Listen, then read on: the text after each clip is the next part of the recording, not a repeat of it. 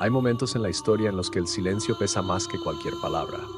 Momentos en los que el mundo parece detenido, pero en realidad algo invisible está ocurriendo detrás del velo de lo que podemos ver. Imagina la escena.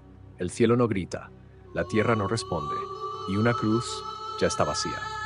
Pero lo más inquietante no es la muerte, es lo que ocurre después. Porque mientras el mundo lloraba la muerte de un hombre, algo se movía en las sombras de la realidad. Algo que ningún ojo humano podía ver, algo que ninguna cámara podía registrar, algo que ni siquiera los discípulos podían entender. ¿Qué sucede cuando el autor de la vida entra en el reino de la muerte? Detente un momento y piensa en esa frase. El autor de la vida, no un profeta más, no un maestro más. El origen mismo de la existencia caminando hacia el lugar donde la existencia termina. O al menos eso parecía, porque la muerte, en apariencia, había ganado. Jesús había expirado, el cuerpo había sido bajado, la sangre había dejado de fluir, el corazón había callado, y en términos humanos la historia había terminado. Pero en términos divinos, algo apenas estaba comenzando. El cuerpo de Jesús fue colocado en una tumba prestada, una cueva excavada en la roca, fría, cerrada, definitiva. La piedra fue rodada, el sello fue colocado y la guardia romana fue asignada. Roma no hacía las cosas a medias. Un sello romano no era solo una señal, era una advertencia. Romper esto es desafiar al imperio. Y una guardia romana no era decorativa, eran soldados entrenados para matar o morir sin dudar. Todo estaba asegurado. Desde la perspectiva humana no había salida. Y sin embargo, lo más importante de esa historia no estaba afuera de la tumba, estaba ocurriendo dentro del misterio. Mientras los hombres sellaban la piedra, el universo espiritual se estremecía. Porque la muerte no es lo que nosotros imaginamos. La Biblia no presenta la muerte como un final absoluto, sino como una separación. El cuerpo regresa al polvo, pero el alma entra en otra dimensión de existencia. Un reino invisible para los ojos, pero real para la eternidad. Y aquí es donde el relato se vuelve profundo, incluso incómodo para la mente moderna. ¿Qué significa realmente que Jesús murió? Porque si solo entendemos la muerte como apagarse, como dejar de existir, entonces todo el cristianismo se desmorona en ese punto. Pero si la muerte es transición, entonces lo que ocurrió en esos 3 días no fue ausencia, fue actividad en otro nivel de realidad. La escritura da pistas, pero no siempre explicaciones detalladas. Y eso deja espacio para el misterio, pero no para la confusión. Jesús mismo dijo al ladrón en la cruz, «Hoy estarás conmigo en el paraíso». No dijo en el futuro, no dijo en la resurrección final, dijo hoy. Eso ya rompe una idea, que después de la muerte no hay conciencia inmediata. Entonces surge la pregunta inevitable. Si Jesús murió físicamente pero su alma no dejó de existir, ¿dónde estuvo? Algunos textos sugieren algo profundamente misterioso. En la carta de Pedro se menciona que Cristo predicó a los espíritus encarcelados, una frase que ha generado siglos de debate, reflexión y asombro. No es una escena simple, no es un lenguaje cotidiano, es una ventana hacia un evento que ocurrió fuera del alcance humano. Y aquí es donde la narrativa se divide entre lo visible y lo invisible.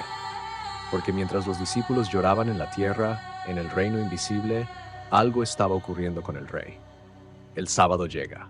Y este no es un sábado cualquiera, es el sábado del silencio. Los discípulos están dispersos, Pedro está quebrado, Juan está en duelo, las mujeres están devastadas, las promesas parecen contradicciones. El reino de Dios parece una ilusión. Es el día en el que Dios no habla, o al menos así lo percibe el hombre. Y este es uno de los puntos más psicológicamente intensos del relato, porque el silencio de Dios es más difícil de soportar que el dolor de la prueba. Cuando hay dolor, hay dirección. Pero cuando hay silencio, hay confusión. Y mientras ellos procesan la pérdida, la pregunta se vuelve inevitable. ¿Todo terminó aquí? Pero lo que ninguno de ellos sabía es que el silencio no significa ausencia. En la lógica bíblica, el silencio de Dios no es vacío, es preparación. Mientras los discípulos interpretan la muerte como derrota, el cielo la está interpretando como estrategia. Y aquí entra una distinción teológica clave. La Biblia usa diferentes términos para hablar de la muerte. En algunos casos se describe como dormir, no en el sentido de inconsciencia absoluta, sino en el sentido de un estado temporal antes del despertar. Esto no es poesía sin sentido, es una declaración de esperanza, porque si la muerte fuera final absoluta no habría resurrección. Pero si es un estado transitorio, entonces la resurrección no es imposible, es inevitable en manos de Dios. Jesús no desaparece en esos 3 días, Jesús desciende. Este concepto ha sido llamado en la tradición cristiana el descenso a los muertos o descendió al Hades. Pero cuidado, porque aquí entramos en terreno donde el lenguaje humano intenta describir realidades espirituales profundas. El Hades, en la cosmovisión del mundo antiguo, no era simplemente infierno como lo imaginamos hoy. Era el lugar de los muertos, el reino de las sombras, la condición de los que han partido. Y la idea radical del cristianismo primitivo es esta, que Cristo entra incluso allí, no como prisionero, sino como rey. Esto cambia todo el paradigma, porque si Cristo entra en el dominio de la muerte sin ser dominado por ella, entonces la muerte ya no tiene el mismo significado. No es territorio final, es territorio conquistado.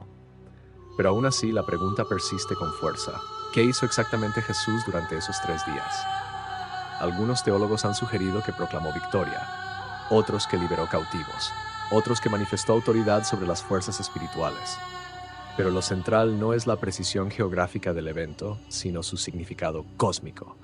La muerte creyó haber encerrado a la vida, pero la vida estaba operando dentro de la muerte.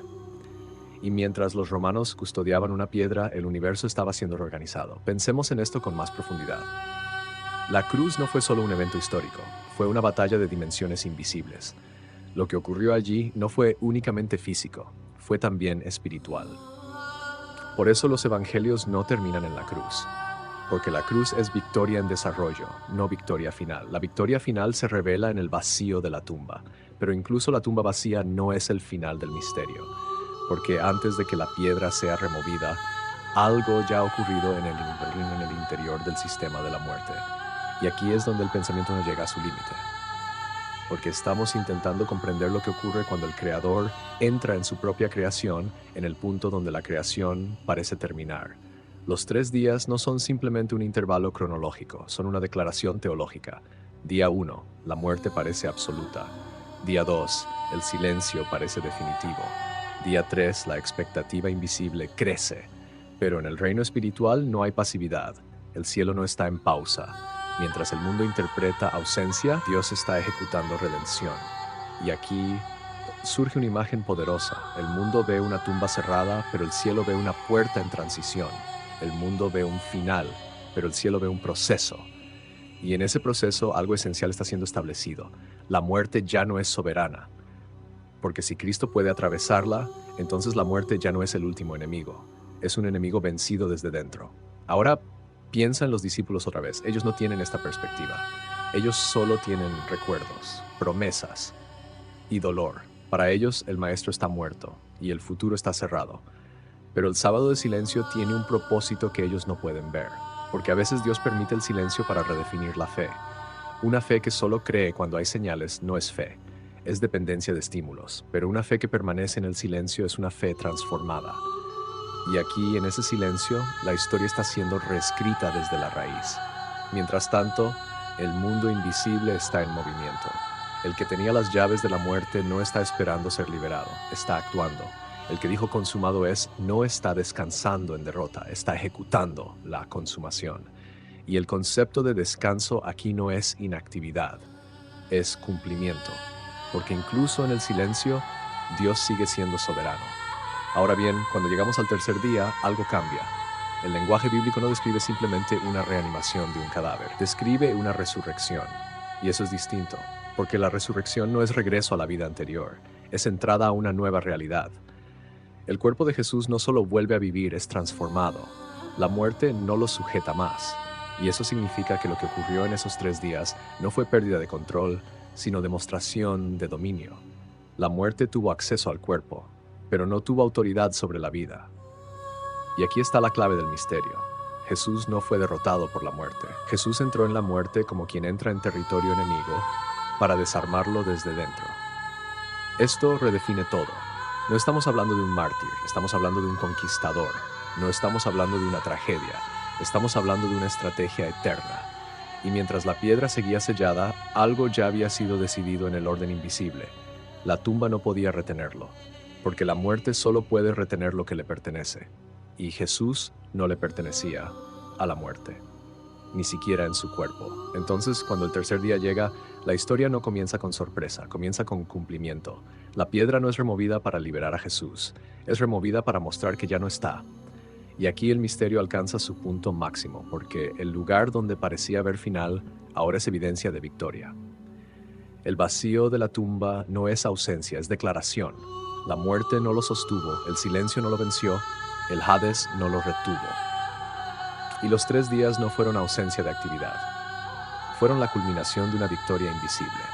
Ahora detente en esto. Porque el punto no es solo saber dónde estuvo Jesús. El punto es entender qué significa que haya estado allí. Significa que no hay profundidad humana, espiritual o existencial donde Dios no pueda entrar. Significa que ni siquiera la muerte es un límite para su soberanía. Y significa que aquello que el hombre llama final, en manos de Dios, puede ser solo transición. El mundo lloró, el cielo actuó, y la historia fue redefinida desde el silencio. Y cuando el silencio terminó, no fue porque Dios volvió a hablar, fue porque la vida volvió a caminar entre los vivos.